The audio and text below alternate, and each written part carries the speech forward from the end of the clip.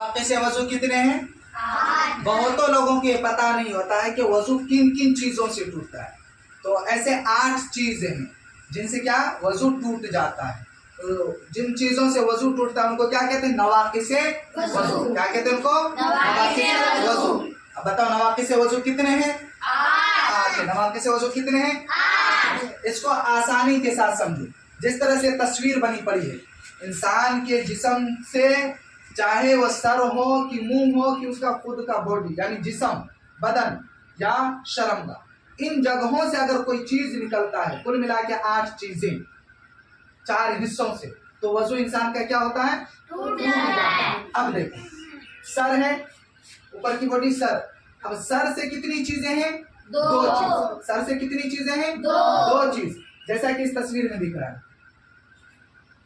और इसी तरह से मुंह से कितनी चीज हो गई? 2 चीज। और जिस्म के, बॉडी के कितनी चीजें हैं? 2। कितने? 2। और इसी तरह शर्मगाह आता है, शर्मगाह से कितनी चीजें हैं? 2। अब देखो कौन सी जगह से कौन चीज का निकलने की वजह से वजू टूट जाता है। सर से क्या है? नंबर 1 पागल हो जाना, दीवाना होना, मजनू होना, यानी कोई अपनी मानसिक संतुलन को अगर खो देता है, पागलपन में चला जाता है, बीमारी अगर उसको दीवानीपन की लग जाती है तो उसकी वजह से वजू उसका टूट जाता है। इसी तरह से कोई बेहोश हो गया, कोई बेहोश हो गया, बेहोश होने का भी ताल्लुक कहाँ से है? सर से, दिमाग से है ताल्लुक। तो इस हालत में भी वजू उसका क्या हो जाएगा? टूट जाएगा। क्या हो जाएगा? वजू टूट जाएगा। तो सर से कितने हो गए? 2। अब इसी तरह से मुंह आता है। मुंह से क्या है? मुंह भरकर के करना, मुंह भरकर के करना। नंबर 1 मुंह भरकर के करना यानी उल्टी करना। के करना यानी उल्टी करना। अब इसी तरह से दूसरा आता है मुंह से नमाज में खिलखिलाकर हंसना। नमाज में खिलखिलाकर हंसना। नमाज में अगर कोई खिलखिलाकर हंस लेता है हा हा हा करके, तो उसकी वजू, उसका वजू क्या होता है? टूट जाता है। हंसी की वजह से 3 किस्में हैं, तबस्सुम, ज़िरहत और खिलखिलाकर हंसना, कहकहा मारकर हंसना। तो कहकहा वाली हंसी से वजू टूट जाता है। इसी तरह से अब जिस्म हो गया। जिस्म चाहे हाथ हो कि पूरे बदन में से किसी भी जगह से, पूरे बदन के किसी भी मकाम से खून या पीप का निकलकर बह जाने से, कहीं पर फोड़ा फुंसी था, अब वो फूट गया और उसकी जगह से खून या पीप निकलकर बह जाता है, जगह से बह जाता है, तो उससे वजू क्या होगा?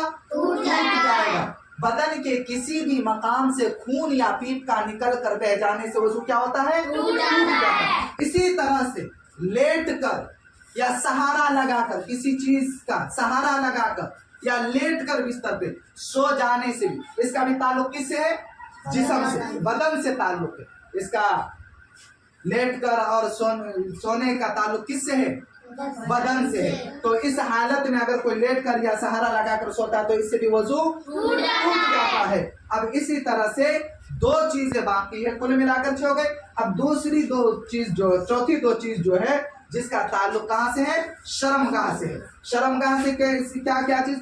आगे के मकाम से, आगे की शर्मगाह से किसी चीज का निकल कर बह जाना, जैसे कि पेशाब हो गया, पेशाब करने से वजू टूट गया। इसी तरह से आगे की शर्मगाह से मनी का, मर्दों में मनी का निकलना मस्तूरात में, औरतों में होता है कि माहवारी का, हैज का, निफास का, ये सब की वजह से भी क्या होता है? वजू टूट जाता है आगे की शर्मगाह। अब पीछे की शर्मगाह से क्या है? कोई भी चीज का निकल कर बह जाना, चाहे बीमारी की वजह से हो, बहुत होता है बवासीर वगैरह, और पाखाना करने से वजू क्या होता है?